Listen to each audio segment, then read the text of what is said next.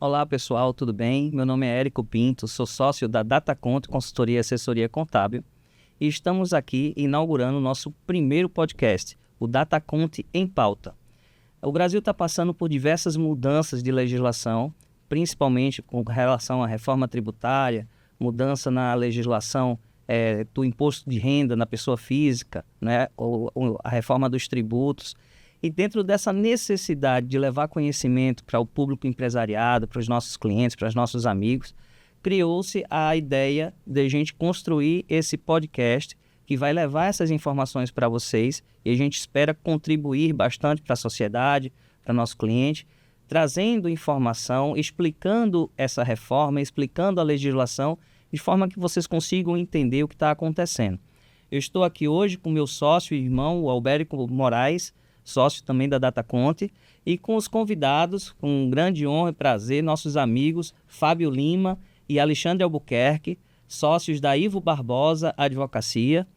Obrigado. É um prazer estar aqui com vocês e a gente vai debater hoje um pouco sobre a parte do imposto de renda, a mudança que aconteceu com a Lei 15.270. Pessoal, muito prazer estar aqui com vocês. Esse espaço é um espaço que a gente tem ambições de poder realmente transmitir conhecimento, transmitir ideias, trazer à pauta discussões, questionamentos que são frequentes, repetidos para gente que é contador e dúvidas que realmente o empresariado traz consigo, porque são muitas as mudanças, né? O ano de 2025 foi um ano que trouxe na área tributária brasileira uma transformação gigantesca, né?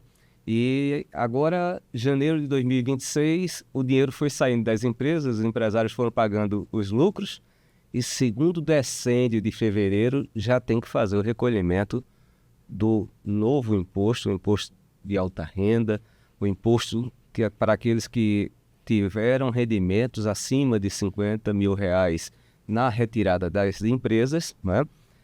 Ou mais adiante na declaração de ajuste anual. Então, o que vocês têm aí de surpresa? Já ligou alguém para você, Alexandre, dizendo: Alexandre, olha, tirei R$600 mil da empresa, mas não fiz o recolhimento do DARF de imposto de renda?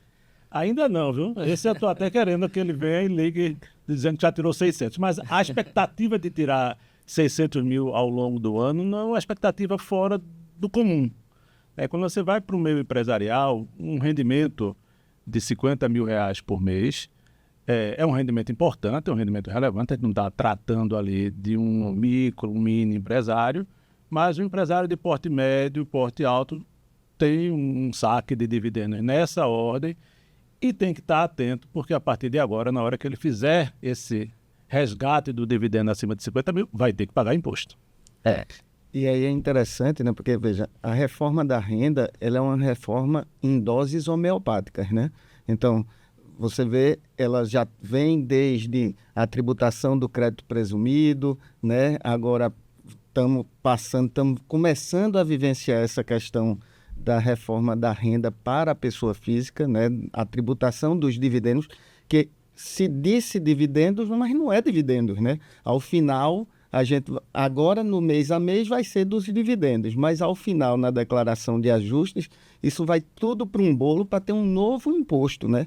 É o imposto de renda da pessoa física mínimo, veja. Então, a gente vai precisar conviver mais com essa nova realidade, né? Perfeito. Seja contábil, seja no âmbito jurídico, né? Perfeito. E aí, como o Fábio colocou, né?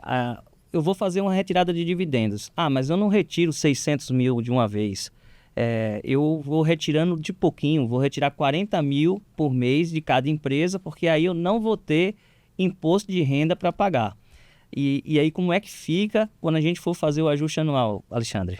É verdade, porque lá no ajuste anual a conta não é mais de 50 mil por mês, passa a ser de 600 mil por ano, e eu vou somar o dividendo que eu recebi da empresa A, com o dividendo que eu recebi da empresa B, com o dividendo que eu recebi da empresa C, e aí a soma desses dividendos, se eu tirei 20 mil de 3 empresas que eu tenho, a soma vai ultrapassar os 50 mil mensais, vai ultrapassar os 600 mil anuais, e ali eu vou estar sujeito a essa tributação. Que eu tenho dito muito que é uma tributação nova. De fato, é um imposto que está se adicionando ao que existe. Porque se a gente bem lembrar, lucro nunca foi isento. A gente voltando alguns anos lá para trás, em 95... 30 aninhos. A gente vai ver que lá atrás as pessoas jurídicas pagavam 15% de imposto de renda, né? E as pessoas físicas mais 10%. Isso. E aí se consolidou essa tributação toda na pessoa jurídica. E as pessoas jurídicas passaram a estar sujeitas a uma tributação de 25%. Então, quando se fez a opção de concentrar a tributação na pessoa física, foi uma opção que não era de de concentrar a tributação na pessoa jurídica, não era uma opção de isentar a pessoa física. Era uma opção que facilitava a arrecadação. Então, aquilo que se cobrava na física e aquilo que se cobrava na jurídica passou a se cobrar exclusivamente na jurídica, que você tem um processo de fiscalização mais fácil, que você tem um processo de cobrança mais fácil. E aí, 30 anos depois, parece que se esqueceu de tudo isso e disse, não, agora vamos voltar a tributar, porque os empresários recebem lucro sem pagar imposto e não pagam imposto sobre o lucro e o trabalhador sobre o salário paga imposto. Não é bem assim. É o problema do brasileiro, né? Falta de memória. Exatamente. E bem interessante, Alexandre, quando você coloca esse ponto aqui, em 1994, quando saiu a publicação e o vigor em 95, se falava em lucro de grandes empresas. E ali nós tínhamos um limitador que só se pagava o adicional de 10% quando o lucro o lucro mensal equivalente fosse superior a R$20 mil, né? A gente estava falando de 1995. Qual que é o valor de cobrança desse adicional de imposto de renda hoje? Agora é para 50 mil, né? 20 mil em 95 vale quanto hoje? R$200 mil se a gente atualizar pela inflação. Eu já fiz esse cálculo, a gente tem um valor aproximado de R$200 mil. Então hoje, quando a empresa ela paga seu adicional de imposto de renda, ele paga a alíquota de 25%, melhor dizendo, para o lucro que foi aferido acima de 20 mil reais, ela, quase toda empresa passou a ser. E uma coisa, sabe, Alexandre, que me preocupa muito, Fábio, Érico, nossa lei 15.270, que foi publicada agora em 2025, ela não trouxe o percentual de correção que deveria ser aplicado sobre esses 50 mil reais. Então me preocupa muito que aconteça como aconteceu com o adicional do imposto de renda, que ele era para ser seletivo para empresas de determinada faixa, e agora, daqui a 10 anos, vai ser cobrado os mesmos 50 mil reais para aquela população. Então a gente vai aumentando ano a ano o universo de contribuintes que estarão sujeitos a essa tributação. O ponto que o Albérico colocou é importante, porque muitas vezes o empresariado não tem esse rendimento. Eu não consigo tirar 50 mil da empresa, então tá tranquilo, essa lei não vai me atingir. Mas a gente tem que lembrar duas coisas. Primeiro, não foi estipulado esse fator de correção, então a gente vive num país com uma inflação relativamente alta, então é muito comum o aumento da carga tributária exclusivamente em decorrência da inflação. Você tem a empresa do Simples, que vende a mesma quantidade de produtos, a mesma tonelada de produtos, mas aumentou o faturamento, mas não aumentou a venda efetivamente, e aumenta a carga tributária. Então, isso é um ponto importante para que os empresários fiquem atentos, né, e cobrem para que isso possa ser corrigido. E tem a questão também que a gente está falando muito dos dividendos, mas essa legislação ela não se detém aos dividendos, né, Fábio? Não, tem outras rendas que vão entrar nisso daí. É verdade. E veja, só voltando um pouquinho, o negócio ele é muito dinâmico, né? Então, eu posso não estar hoje abrangido nesses 50 mil, mas daqui a um ano, meu negócio pipocou, meu negócio bombou, né? Pipocou não, bombou, e eu estou lá sujeito a esses 50 mil, eu estou tirando mais de 50 mil e sujeito a esses 10% do tributo, né? E aí, veja, é interessante, porque eu me lembro naquele curso que eu fui fazer do SESCAP, eu estava dizendo lá aos contadores que agora a gente precisa estar de mão dada com o empresário, né? Porque a gente precisa saber o que é que o empresário, onde é que o empresário está aplicando aquele dinheiro que ele tira da empresa, né? Porque esse dinheiro que ele tira da empresa vai ser base para esse IRPFM, mas os outros rendimentos também, né? Então, se eu tenho um rendimento de Prolabore, isso entra na base. Se eu tenho um rendimento de aplicação financeira, isso entra na base. Se eu tenho um rendimento de juros sobre capital próprio, que eu recebi de um investimento que eu tenho em ações, né? Isso entra na minha base de cálculo. Se eu recebi uma doação do meu avô, isso entra na base de cálculo. Vê que loucura, só as doações de legítima, né, efetivamente, que não entram então de pai para filho não entra, mas de avô para neto vai entrar. Veja que loucura, é isento do imposto de renda normal, mas é base para o IRPFM, né? Isso é base de discussão jurídica, Fábio? Total. Isso é rendimento. O artigo 43 do CTN, ele fala renda ou rendimento. Uma desapropriação não está na Lei 15.270, mas eu recebi uma desapropriação. Isso é rendimento meu ou eu estou tendo recuperado aquele patrimônio que eu perdi para a União, para o Estado, para o município, né? A União vem e diz, esse terreno aqui que você tem, eu vou desapropriar porque é um bem que eu preciso dele. Aí isso vai ser rendimento meu para fins de IRPFM. Onde é que isso é rendimento? Nunca foi rendimento. Isso é um dano emergente. Eu estou sendo recuperado, indenizado do meu patrimônio, né? Que eu estou perdendo para você, União. Aí você está assim... será que isso é um enriquecimento, né, da própria torpeza, né? Será que a gente pode dizer isso? Verdade, porque a União está se valendo da força que tem de expropriar o patrimônio do particular para tributar essa expropriação. Da forma que está posta, a gente entende que a Receita iria partir para a tributação, né? Mas veja, é engraçado. O imposto de renda, eu não vou ser tributado, mas eu vou ser tributado pelo IRPFM, Imposto de Renda da Pessoa Física Mínimo. Vê que loucura, né? Como o Alexandre falou, é a criação de um novo tributo, né? Total. Tributo. E aí a gente tem alguns aspectos... Por lei ordinária. Isso é que é o pior. Perfeito. A gente tem recuperações também, né, de alguns tributos, né? Quando você falou aí dos rendimentos das aplicações financeiras, eu vou poder botar na minha conta, na hora da declaração de ajuste anual, quanto eu já deixei lá na... Por isso que eu disse que a gente precisa estar andando de mão dada com o empresário. Tem Para saber o que é que... Porque hoje a gente vê de vez em quando, não, eu só faço a pessoa jurídica dele, não faço a pessoa física, mas, bicho, a gente precisa estar junto de todo jeito com o empresário, porque isso pode beneficiar ele, né? Essa aplicação que ele faz, que tem uma alíquota de imposto de renda 15, 17,5, 20, 22,5, seja lá quanto for, ela vai beneficiar o pagamento desse lucro que ele recebeu isento acima de R$600 mil, né? Perfeito. A conta, eu acho que mais do que nunca, ela vai precisar contar com o apoio do especialista, porque não é tão simples assim. Não é eu receber R$60 mil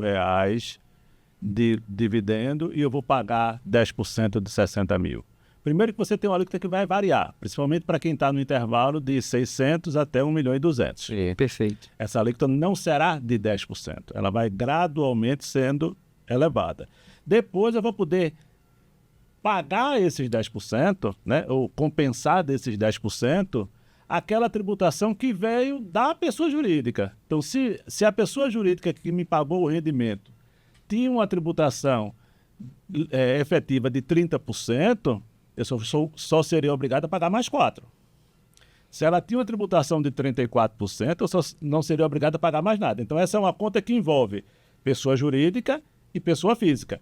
E mesmo só na pessoa física, eu ainda tenho as tributações que são maiores que 10%, como a tributação da aplicação financeira, a tributação do salário, porque eu posso ter uma empresa e receber lucro, mas tem um salário fixo, ou mesmo prolabore. E aí, lá está sujeito à alíquota de 27,5%. Essa tributação de 27,5% vai ter que ser somada ao rendimento do prolabore para que eu tenha, no final, essa alíquota de até 10%. Essa alíquota efetiva. Essa alíquota efetiva de até 10%. Então, não é uma conta simples. Não é do meu lucro, vou pagar 10%, nem é simplesmente a minha empresa paga 34 e eu não vou pagar mais nada. Por isso que a gente tem que estar junto do empresário. Perfeito. E tem uma questão que sempre se levanta, que é o seguinte, essa retenção que a pessoa jurídica vai ter que fazer de 10% sobre os dividendos que ultrapassam 50 mil, a pergunta é só sobre o que ultrapassa ou sobre o todo na hora que ultrapassar? Infelizmente é sobre tudo. Pois é. Então, se ele tiver... Se for 60 mil reais, 10% de 60 mil, 6 mil reais. Se ele vai tirar 49.900, ele tira 49.900. Se ele vai tirar 51 mil, ele já não recebe 51. Já não. Se ele tirar 50 mil, ele recebe 50. Isso. Se ele tirar 51, ele não recebe 50. Ele vai ter que reter. Veja, para a pessoa jurídica, é os mesmos 51. Sim. Né? Isso. Sairão do caixa da pessoa jurídica os mesmos 51, 52, 55 mil reais. Agora, uma parte vai para o bolso do empresário, outra parte vai para os cofres da União. Perfeito. Então, a antecipação do tributo. E se os dividendos forem rateados? Eu tirei 20 mil, depois eu tirei mais 20 mil e no final do mês eu saco mais 20 mil. Aí foi de uma mesma pessoa jurídica. Sendo de uma mesma pessoa jurídica, não tem jeito. Vai se pagar, né, os 10% em cima desses 60 mil 60. Que foi retirado em parcelas, mas dentro do próprio mês. Se for 20 mil neste mês, 20 mil em fevereiro, 20 mil em março, aí já é diferente. Eu estou tirando mensalmente abaixo do limite, né, estabelecido pela legislação, que é os 50 mil reais, então eu não vou ter essa tributação, essa retenção. Agora, se eu receber 20 mil de uma pessoa jurídica A, 20 mil da pessoa jurídica B, 20 mil da pessoa jurídica C, no mesmo mês, dei os mesmos 60 mil. Mas como são pessoas jurídicas distintas, eu não sofro a retenção, porque individualmente foi abaixo dos 50 mil. O que o Fábio estava dizendo aqui, até me chamando a atenção num ponto importante, que muitas vezes a gente não tem essa preocupação como empresário. Porque eu vou, como empresário, ali, muitas vezes fazendo o resgate do dividendo a partir da minha necessidade. Isso. E não planejo muito bem isso. E, às vezes, o rendimento de janeiro eu tiro lá em fevereiro e tiro junto com o rendimento de fevereiro. Até nisso agora eu tenho que parar para pensar. Porque se eu tiro, por hipótese, 30 mil reais de lucro por mês da empresa, mas eu não tirei em janeiro, e vou tirar em fevereiro os 30 mil de janeiro e os 30 mil de fevereiro, eu vou ser tributado nos 10%, de forma antecipada. Posso até ter de volta e ser restituído lá na declaração de ajuste, mas eu já emprestei o dinheiro à União e só vou ter de volta na declaração de ajuste. Então, sem correção. Sem correção. Não necessariamente só aquele que recebe mais de 50 mil reais por mês vai ser tributado. Aquele que recebe menos, mas por uma circunstância qualquer, teve os dois rendimentos dentro do mesmo calendário civil, porque o rendimento de janeiro eu não paguei até dia 31 de janeiro e paguei dia 1º de fevereiro. Mas o de fevereiro eu paguei dentro do mês, e 28 de fevereiro. Veja aí, vão somar os dois dividendos recebidos e vou me submeter à alíquota. Então, essa é uma coisa importante. Eu tenho que estar me programando e não tendo mais retiradas aleatórias. As retiradas precisam ser planejadas. Tem um ponto importante, Alexandre, que é o seguinte: se eu retirei nesse exemplo 30 mil e depois mais 30 de forma líquida, ou seja, o empresário tem um controle do caixa, ele já recebeu 60, a responsabilidade da pessoa jurídica não é de reter 6 mil, né? Porque se o líquido foi 60 mil, a pessoa jurídica vai ter que reter 6.666, não é? Porque é 10% sobre o montante. Então a gente vai ter que dividir a total líquido da retirada por 0,90. Vai ter que grossapar, como se diz. Exatamente. Por dentro. Exatamente. Então, eu comecei aqui falando, né? Vai ter agora o segundo decêndio, o empresário tirou seus dividendos aí no mês de janeiro, 60 mil reais, e não se lembrou de fazer a sua retenção, mas tem que corrigir agora de imediato. Fazer o DAFzinho, Isso. 6.660. Como é que chegou esse número? Dividiu ali R$60 mil por 90%, para alcançar os 10%. Não é isso? Uma outra coisa que me chama muito a atenção nessa discussão dos 50 mil mensais é que ela se alimenta de um vício que para mim é equivocado. Confundir lucro com prolabore. Porque parece que eu recebo todo mês R$50 mil. Daí eu recebo todo mês R$40 mil ou R$20 mil de lucro. Não é bem assim que funciona uma empresa. Eu posso fazer uma apuração de lucro trimestral, semestral, e aí aquele resultado do semestre, ele traz acumulado o resultado de janeiro, fevereiro, março, abril, maio e junho. E porque eu apurei no final do semestre o resultado e paguei o lucro lá no final do semestre, eu vou ter que ser tributado, porque a soma do lucro de 6 meses passou de 50? Né? Isso é um equívoco e isso é um estímulo a que haja pagamentos mensais, quando não deveria. O pagamento do lucro, ele deveria aguardar a apuração do resultado. Verdade. Então, é preciso que se mande as receitas e as despesas lá para o contador, que o contador faça a apuração do resultado e diga, olha, neste período, a tua demonstração de resultado apontou um lucro de X. E aí você vai decidir se aquele lucro você vai distribuir ou se você vai manter na empresa. Mas o modelo, ele, direto ou indiretamente, propõe que você faça distribuições fixas, mensais.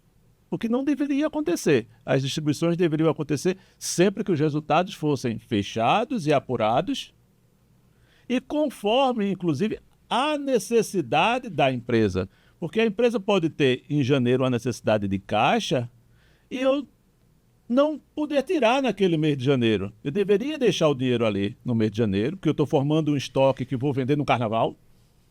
Eu estou formando por alguma necessidade um colchão de recursos para o investimento que eu vou fazer imediatamente depois. E eu só vou ter esse recurso disponível para distribuição em abril ou em maio. Se eu fizer isso, se eu praticar a distribuição de lucro olhando a lógica econômica do meu negócio, eu posso ser obrigado a pagar um tributo. E você colocou bem, Alexandre, é muito comum no mês de janeiro as empresas estarem ali felizes por um resultado um pouco melhor no mês de dezembro. Isso que acontece é comum no varejo, esse resultado mais significativo. Mas esse resultado, por via de regra, ele é decorrente de uma venda a prazo. Né? O cartão de crédito está presente em todas as operações de varejo. 90%. Né? 90% aí das operações de varejo, e essa venda muitas vezes ela é a prazo. Então ele está feliz porque ele fez uma venda grande, o resultado foi economicamente grande, mas a disponibilidade financeira dele ali está totalmente comprometida, porque ele só vai ver a cor daquele dinheiro nos meses que se seguem. Então ele está ali agora submetido a uma imposição fiscal, legislativa, de fazer uma retirada ali, sangrar a empresa em um determinado montante que talvez não tenha, né? Às vezes ele vai recorrer a banco, vai ter um custo financeiro vinculado para fugir de um custo tributário também. Então, realmente foi uma coisa que não projetou a viabilidade econômica dos negócios na hora que a legislação veio dessa forma. Né? Só se olhou o caixa do governo. Sim, é verdade. Isso foi olhado. Aquele pequeno empresário que retiraria, por exemplo, 20 mil por mês, ele não vai poder mais fazer retiradas trimestrais. Porque se ele retirar trimestralmente, vai retirar 60 e vai ter que pagar imposto. E é muito comum a retirada de o empresário, ele tem o prolabore, mas o investimento que ele faz, seja na troca de um veículo, seja no investimento de um imóvel, ele é feito de forma consolidada. Né? Então, mesmo ele estando distante dos 600 mil anual, ele vai ser obrigado a fazer a retenção. A pessoa jurídica é obrigada a fazer a retenção, ele só vai ser restituído lá na frente. Mas, levantando esse tema, eu queria trazer a questão da capacidade contributiva. A nossa legislação ela prevê o recolhimento, né, a condição do tributo de acordo com a capacidade contributiva, né, do contribuinte. E aí, como é que fica a questão da pessoa que vai ter um rendimento de 650 mil e da outra que teve 599 mil anual. Será que a diferença da carga tributária justifica e, no líquido, a pessoa que recebeu mais não estaria tendo um patrimônio diluído maior do que quem recebeu apenas 599? Será que a gente está sendo justo com a capacidade contributiva nesse ponto? A capacidade aí junto com a progressividade do imposto, né? Tem um fator importante. Porque como a alíquota ela vai subindo gradualmente na declaração de ajuste, a partir dos 600 mil até 1 milhão e 200, você tem uma capacidade contributiva em alguma medida considerada, porque aquele cara que recebe 600 mil e vai pagar uma alíquota mínima ali perto de zero. Aquele que recebe 800 mil vai pagar uma alíquota mínima maior. E aquele que recebe 1 milhão e 200 vai pagar a alíquota máxima dos 10%. Então, essa progressividade da alíquota, eu acho que considera, sim, a capacidade contributiva. O que eu acho que é preocupante nisso que você traz é, para a retenção mensal, você não tem essa capacidade contributiva respeitada, observada. Porque aí, no final do ano, eu vou considerar o acumulado e vou ver qual é a alíquota efetiva que eu vou estar sujeito. Então, se eu receber 600 mil e eu vou estar a alíquota de zero alguma coisa para pagar. Mas se eu fiz a retirada mensal de 50 mil e eu vou pagar a alíquota plena, que só estaria sujeito a essa alíquota plena quem retirasse mais de 1 milhão e 200 por ano. Então, de fato, precisaria que a lei dissesse que entre os 50 mil mensais e os 100 mil reais mensais, porque os 100 mil reais mensais dariam o dito 1 milhão e 200. Você deveria ter uma progressividade de retenção na fonte também, mas o legislador não se preocupou com isso. E aí, para essa faixa de renda de 50 a 100 mil reais, ele tem um empréstimo sem juros. Então, toma o empréstimo ali do empresário e só devolve no final do ano. Ou em abril do ano seguinte, né? Em abril nós vamos transmitir a declaração de ajuste anual. Em maio a gente transmite. Mas aí tem um ponto que... E aí, veja, eu nem sei se vai ser maio, né? Porque, veja, se o redutor influencia no meu cálculo do IRPFM, o redutor vindo da minha pessoa jurídica, né, que está lá, do meu investimento, né, que eu tenho, para ver se pagou os 34% daquele tributo efetivo. Então, será que não vamos ter que inverter pessoa jurídica e pessoa física? Pessoa jurídica tem que mandar a declaração antes, né? Essa é uma questão bem interessante. A pessoa física só depois mandar. A gente precisa ver se esse dado não vai mudar, né? Tem uma questão bem importante aí, desculpa, Alexandre, mas é a compensação do tributo já pago pela pessoa jurídica. É isso que o Fábio traz. Porque a minha alíquota não necessariamente será de 10%. Isso. Se a pessoa jurídica que me paga aquele rendimento já teve uma alíquota efetiva de 30%, como eu disse lá atrás, no comecinho da nossa conversa, a minha alíquota mínima será 4%. E aí, por dentro, então, eu preciso ter a apuração do resultado da pessoa jurídica para depois ter a apuração da alíquota mínima na pessoa física. E quando a gente pensa assim, eu sou sócio de uma empresa, eu sou dono da empresa, eu tenho 100% da empresa, eu tenho a gestão da empresa, fica fácil. Porque aí eu vou lá para o meu contador e digo, quanto foi o imposto de renda, né? Quanto foi a CSL da minha empresa, eu vou ter a alíquota de quanto, e quanto foi lá pago e quanto é que eu tenho que complementar para chegar nos 34%. Mas imagine aquele que está recebendo lucro de uma ação que ele comprou da Petrobras. Ele vai ter que esperar que a Petrobras diga o resultado dela. E se no resultado dela, ela pagou 34%, ou 33%, ou 32%, e aí se ele comprou uma ação da Vale, do mesmo jeito.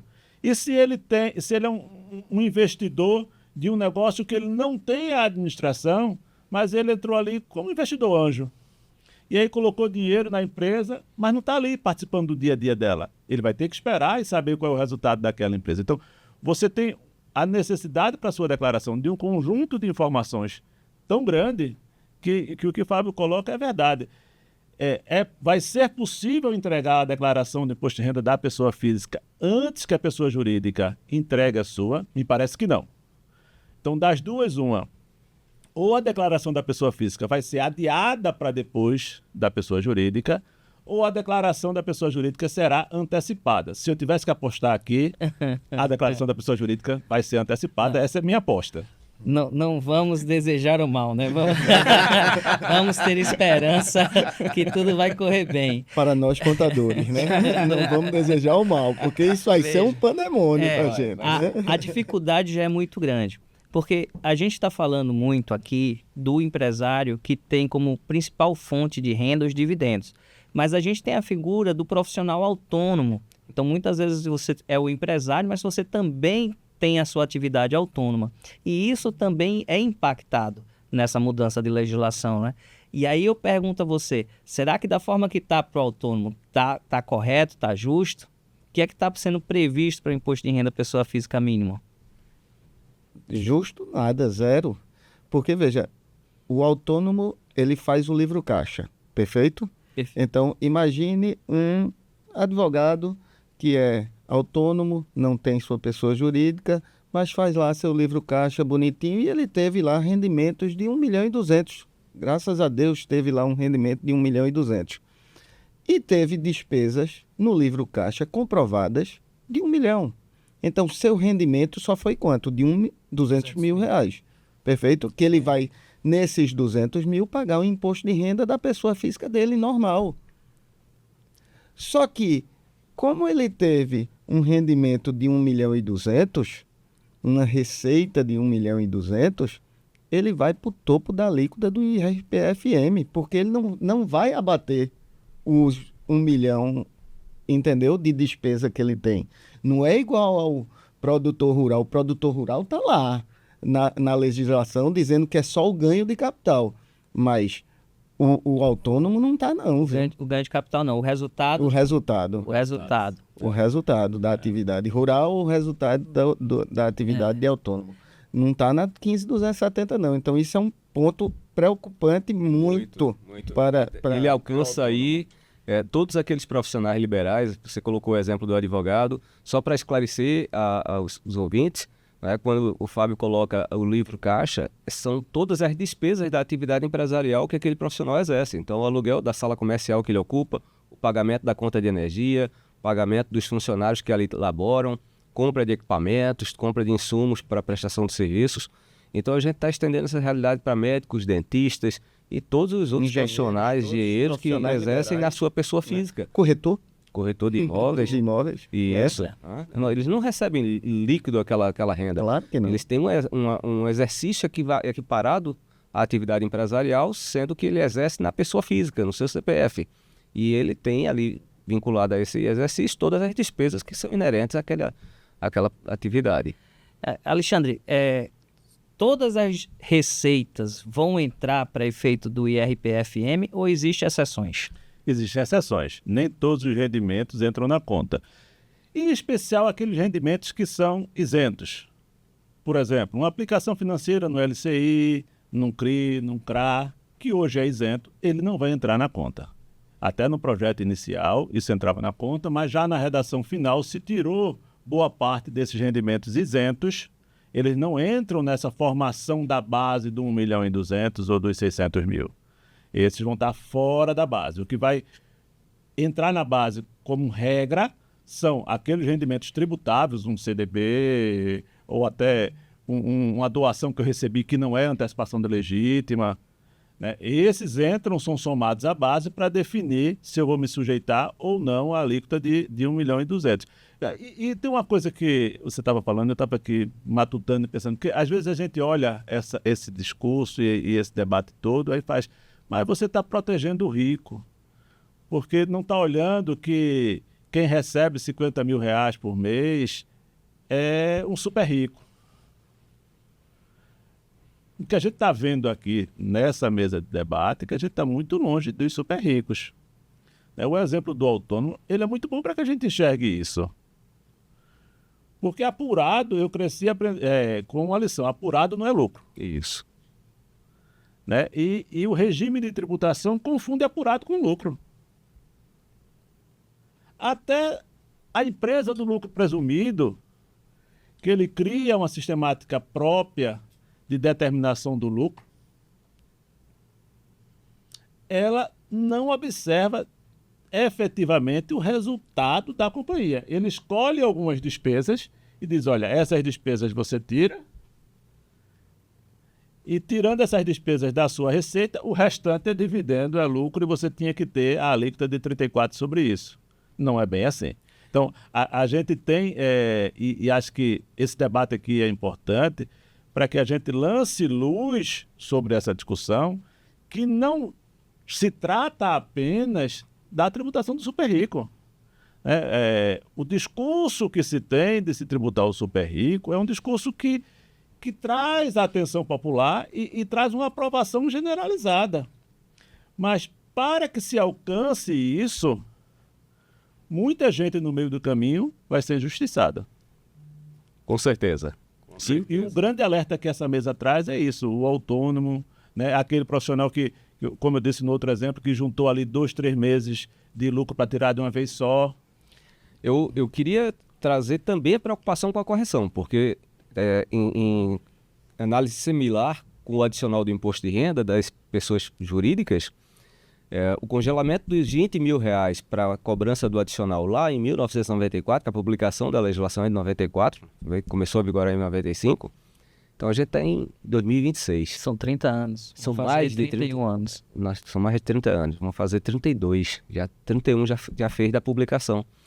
Então imagina o seguinte, o que é que vai ser R$50 mil para a pessoa física Daqui a 30 anos. daqui a 30 anos? Ele vai alcançar, por equivalência, todos aqueles que têm hoje a isenção do imposto de renda de R$5 mil. Verdade. Você tem uma forma disfarçada que os governos, porque a gente não está tratando aqui, o imposto de renda não surgiu agora. Não. O imposto de renda já existe há muito Esse mais tempo. congelamento tem mais de 31 Mais de anos. 30 anos, passou por governos de várias cores, de vários tipos. E sempre isso foi usado como um mecanismo de aumentar o imposto.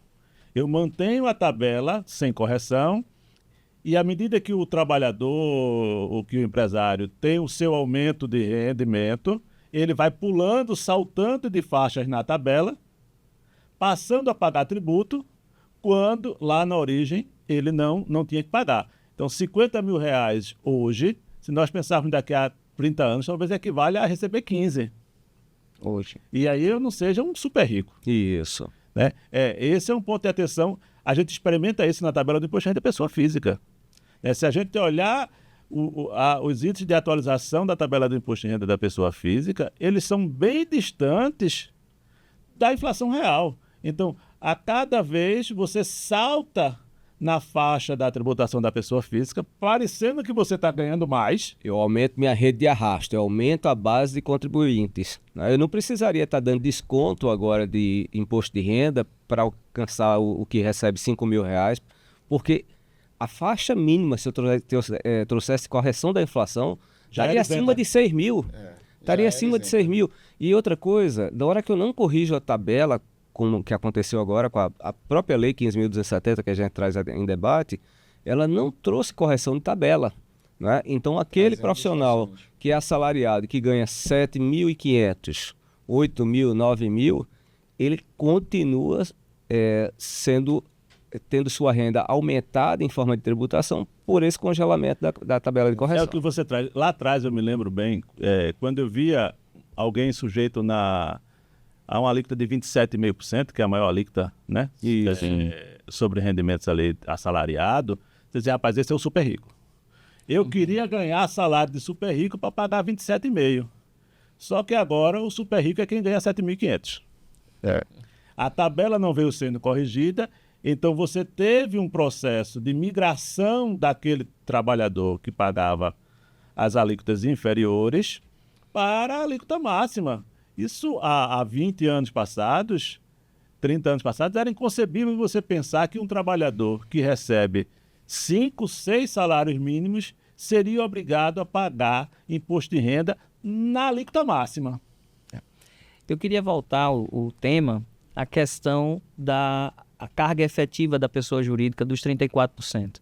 A gente tem um impacto dentro da economia do Norte e Nordeste para as empresas que se instalam aqui, né, porque elas são beneficiadas com um incentivo do governo federal, que é a SUDENE, para a redução do imposto de renda. E isso provoca o não recolhimento efetivo dos 34%.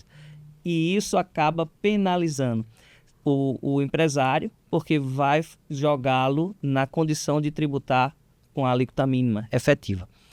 A minha pergunta isso vai mexer na economia do Norte e Nordeste? Isso tem impacto? Essa mudança na lei da pessoa física, né, do imposto de renda da pessoa física, será que vai impactar nossa economia, principalmente do ponto de vista regional? Aí precisa entender aí uma coisa importante, Érico. A gente vive um processo de cancelamento dos incentivos fiscais. Né? Os incentivos fiscais, em algumas medidas, a palavra pode parecer forte, mas estão sendo satanizados. Então, empresa que tem incentivo fiscal é uma empresa ruim. E aí, o governo tem dado vários passos nesse sentido. Na hora considerar lucro presumido como incentivo fiscal, um modelo tributário. Porque até quando eu li a primeira vez a lei assim, a primeira pergunta, uma das primeiras perguntas que eu me fiz foi: mas se a empresa paga 34%, eu não preciso pagar os 10%. Então tá tudo ótimo. Eu pago as empresas, que é 34%, é a alíquota padrão, é a carga padrão. Aí quando você para refletir, faz: mas quem não paga 34%? Não paga 34% que está na região da SUDENE, porque tem incentivo do imposto de renda. Quem não paga 34% que está na região da Sudã, né? Lá a Zona Franca e etc. O Norte, que não paga 100% do imposto.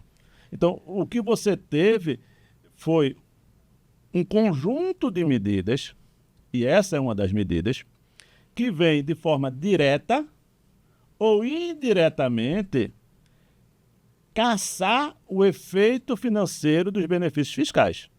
Então, com a tributação de 10%, uma empresa no Nordeste, ela se torna menos competitiva frente a uma empresa do Sul. Porque a empresa do Sul hoje, que não tem incentivo da SUDENE, já paga 34%. E aí o seu sócio não vai pagar nada. Porque parece que é todo e qualquer sócio de qualquer empresa que vai pagar 10%. Porque se eu tenho, por exemplo, eu sou um mega empresário e minha empresa está em São Paulo, e minha empresa não tem incentivos, e minha empresa paga o imposto de renda regularmente, ela vai pagar 34%, imposto de renda e ICSLL, do lucro. Eu posso receber 100 milhões de lucro e vou ser tributado em zero. Porque para eu ser tributado, um dos pressupostos é que a pessoa jurídica, que eu sou sócio, não paga 34%. E aí, essa pessoa jurídica vai estar com maior frequência onde? Nas regiões incentivadas. Então, o empresário nordestino vai pagar, com certeza, mais imposto do que o empresário sulista. Veja, e aí tem o seguinte, não é só SUDENE não, tá? Sudã no Norte, Sudeco no Centro-Oeste, que todas essas empresas, todas as empresas consideradas prioritárias para o desenvolvimento dessas regiões têm um incentivo, né, de redução dos 75% do imposto de renda. Esse é ponto 1. Ponto 2, que ninguém se atinou ainda, mas vai vir. Ano passado foi o último ano que as empresas fizeram Lei Rouanet, foi o último ano que as empresas fizeram PDTA, PDTI, PAT, porque tudo isso diminui, minha gente, o imposto de renda a pagar, a alíquota efetiva. E ninguém atinou para isso, não. Ano passado foi o último ano. Escrevam o que eu estou dizendo. Se não mudarem a lei, não vai ter mais. Vou dar incentivo para quê? O sócio vai ser prejudicado, porque a alíquota dele vai diminuir. Você está entendendo? Sim. Aí eu fiz um levantamento, não tinha ainda o lucro, né, das empresas de 2025, mas ano passado eu fiz um levantamento para ver os de 2024. Tu sabe quanto foi a alíquota do Bradesco? Não. 43,87%. E quanto é o dele? 45%. Ou seja, o redutor do acionista do Bradesco vai ser muito maior do que quem está aqui na região Nordeste sendo incentivado por Sudene. E isso você traz uma coisa bem interessante, porque, e falando aqui, concentrando em Lei Rouanet, né, acho que é um programa relevante e o que seria de nossa cultura se a gente não tivesse programas de incentivos como esse. Mas esses programas sempre foram encarados do ponto de vista empresarial como uma questão de destinação do imposto. Isso. Então, eu não vou gastar mais, nem vou gastar menos, se eu entrar ali na Lei Rouanet. Eu vou apenas destinar o meu tributo. Isso agora, com a nova tributação mínima, tem uma feição diferente. Porque não é só eu vou destinar, eu vou aumentar o tributo do meu sócio. E os conselhos de administração das companhias, grandes ou pequenas, precisam pensar nisso. As grandes companhias brasileiras são as maiores contribuintes da Lei Rouanet. Mas eu, como sócio de uma grande empresa dessa, vou pagar mais imposto por isso? Talvez, entendendo o impacto disso, eu vou lá na reunião do conselho fazer pressão e dizer, olha, Lei Rouanet não. Administrador, contribuir para a Lei Rouanet tem um custo que não tinha antes. Então, no mínimo, você precisa considerar que isso agora tem um custo. Que eu vou ter que pagar do meu bolso um pedaço desse recurso que você está destinando à Lei Rouanet. E isso preocupa, sim. Preocupa porque quem faz captação de recursos na Lei Rouanet tem esse discurso prontinho. Você não vai pagar mais imposto por ajudar ao desenvolvimento da cultura. Você vai só destinar imposto, só que agora esse discurso não é mais verdadeiro. Veja, o pior... A partir de 2026, a regra muda. A regra muda. E o pior não é só Lei Rouanet.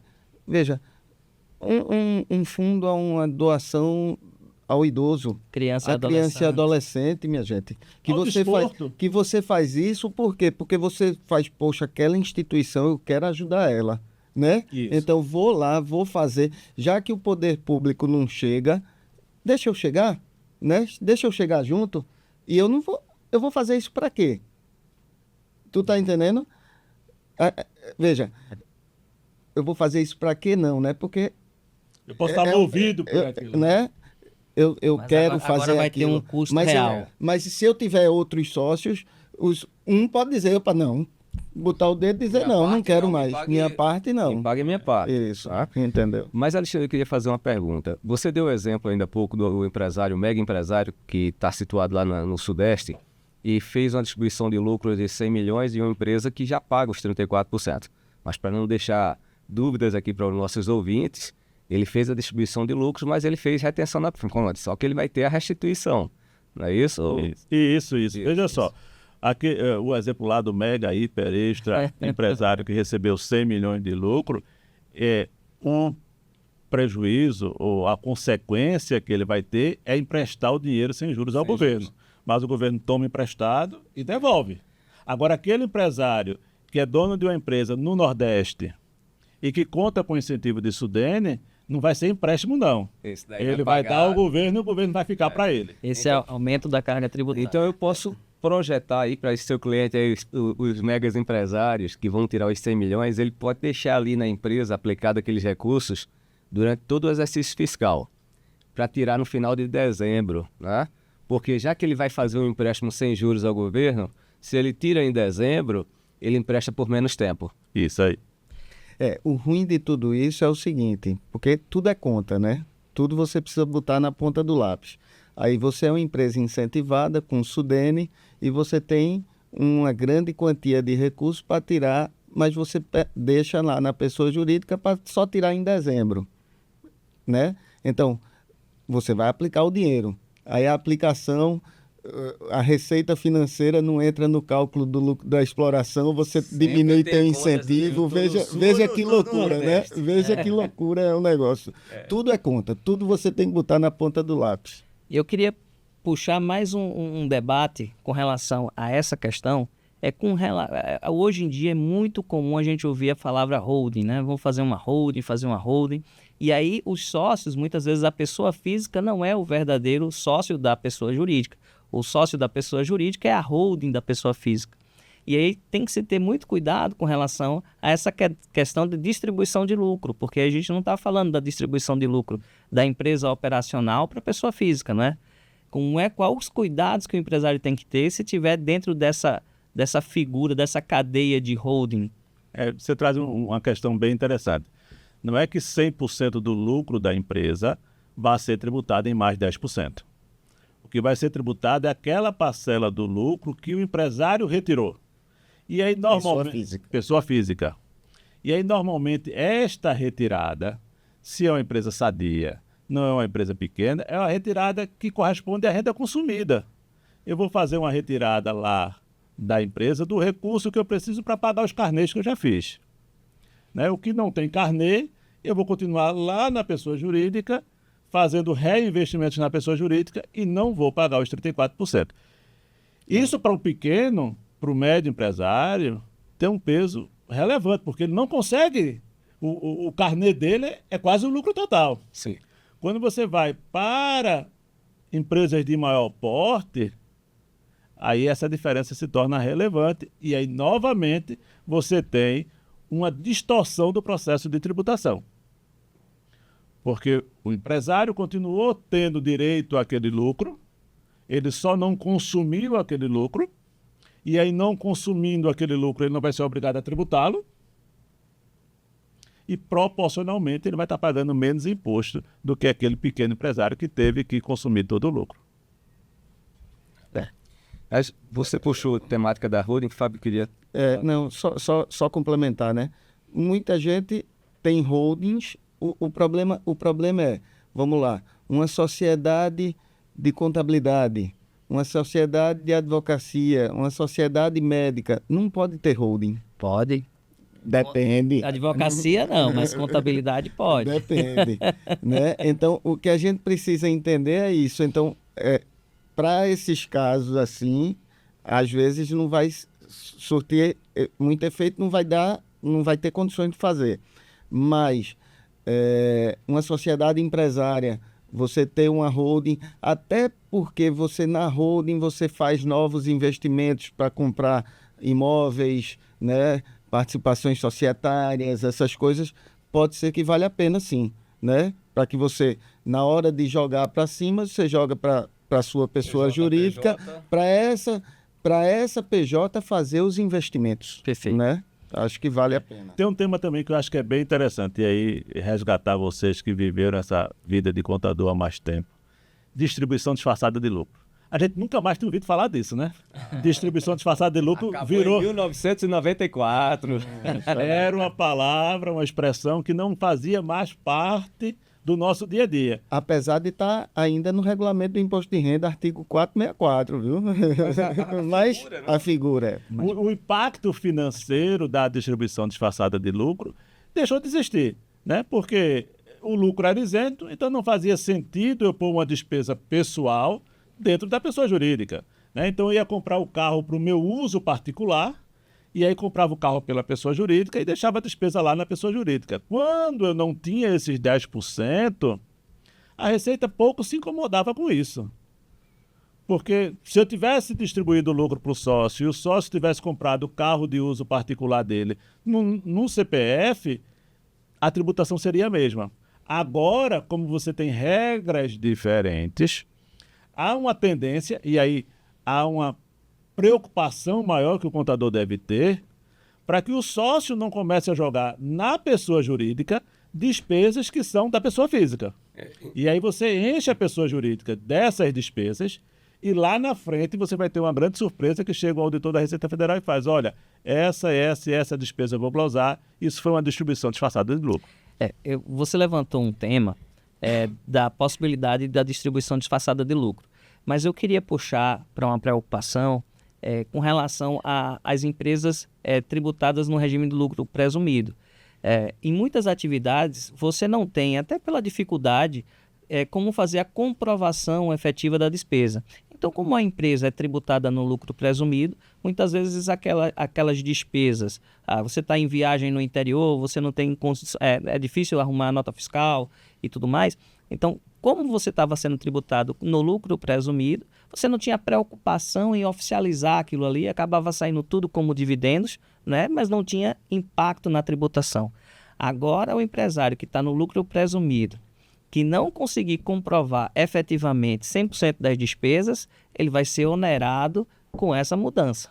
Até parece que o lucro presumido era uma coisa que só vinha favorecer o empresário. A gente precisa voltar no tempo e entender que quando se cria o regime de tributação pelo lucro presumido, se cria um regime de tributação que favorece o fisco e o contribuinte, porque ele simplifica a vida de todo mundo, simplifica a vida do fisco na hora de cobrar o imposto e simplifica a vida do empresário na hora de pagar o imposto.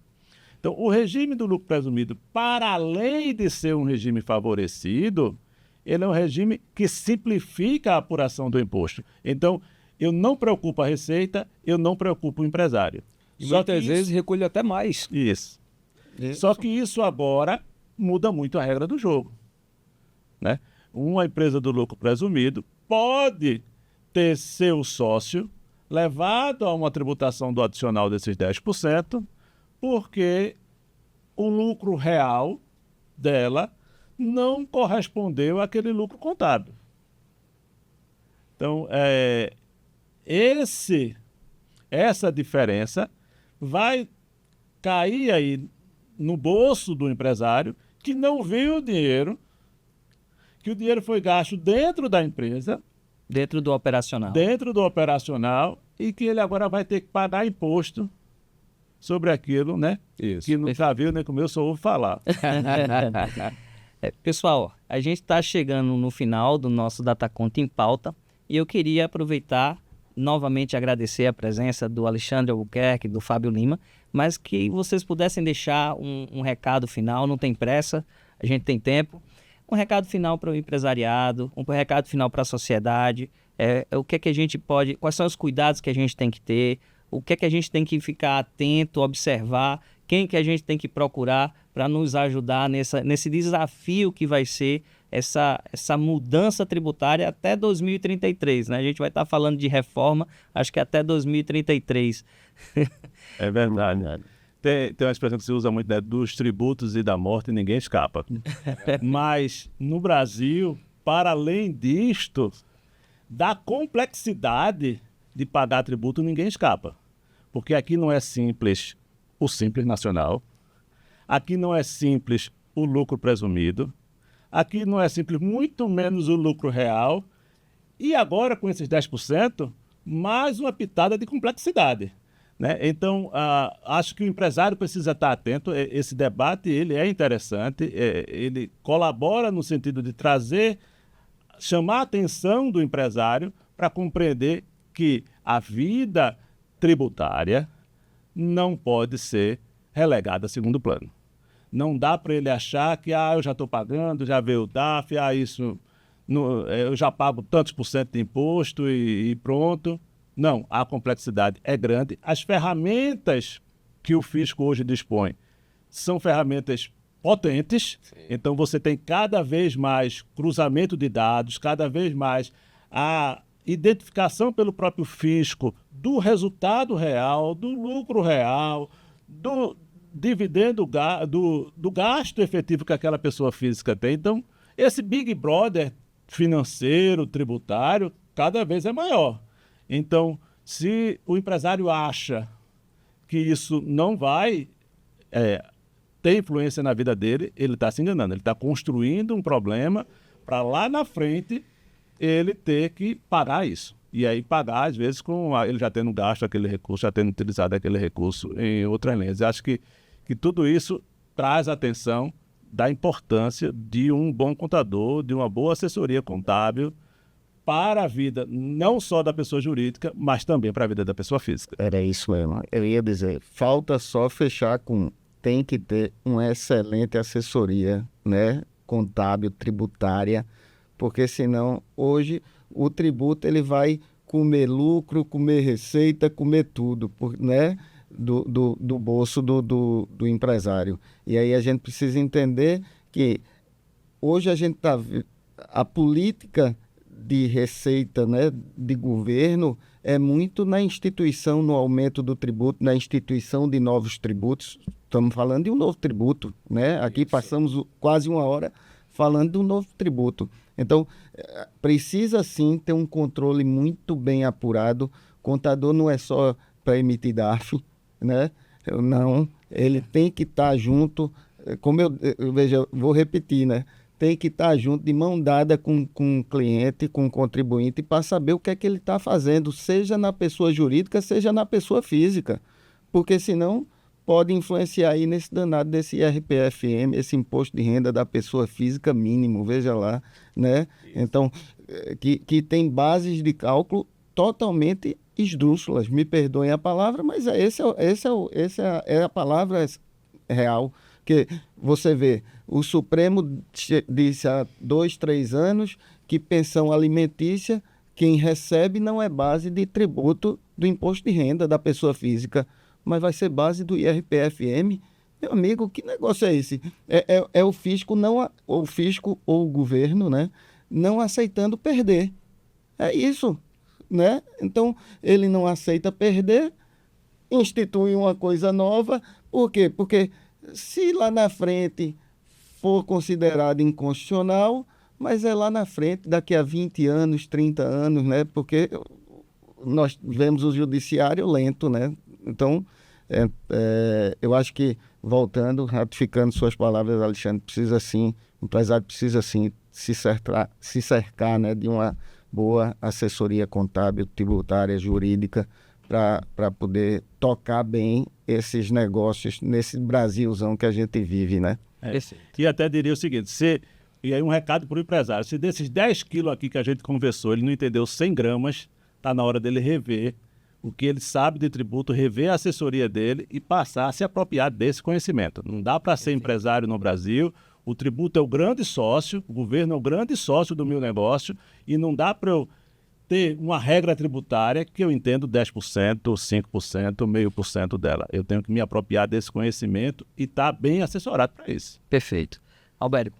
Bom, pessoal, eu queria agradecer a presença de vocês, agradecer a todos que escutaram o nosso debate e dizer a vocês que esse é o primeiro DataConta em Pauta, que nós estamos aqui em ebulição com tantas temáticas que precisam ser trazidas para a discussão. Vou repetir os convites. E Alexandre, Fábio, muito obrigado. Érico, foi muito bom estar aqui com você e começar esse projeto. Pessoal, queria agradecer o tempo de vocês. Eu espero que tenha sido proveitoso, que tenha levado conhecimento. Eu queria dizer, Fábio e Alexandre, que não é só a parte contábil que precisa ser bem acompanhada, a parte jurídica e os questionamentos jurídicos, as possibilidades de questionar, mesmo que a gente não tenha a possibilidade de não pagar o tributo, mas que amanhã a gente venha recuperar aquilo que pelo texto de lei não foi legalmente construído ou vai de encontro ao que a gente tem no CTN, na Constituição Federal ou em algumas jurisprudências já firmadas. Então, a assessoria jurídica ela é extremamente importante para a sobrevivência, né? O Brasil é desafiador, a gente está vivendo a maior mudança legislativa, a maior mudança de leis desde a Constituição Federal de 88, e a gente vai ter muito para debater, muito para estudar. As dúvidas aqui são gigantes, não pensem vocês em casa que a gente não tem dúvida, não. Se a gente não tem dúvida é porque não está estudando. As dúvidas são gigantes, tá? Mas é isso, eu queria agradecer a presença de todos e encerrar esse primeiro DataConta em Pauta. Obrigado. Obrigado, a gente é que agradece.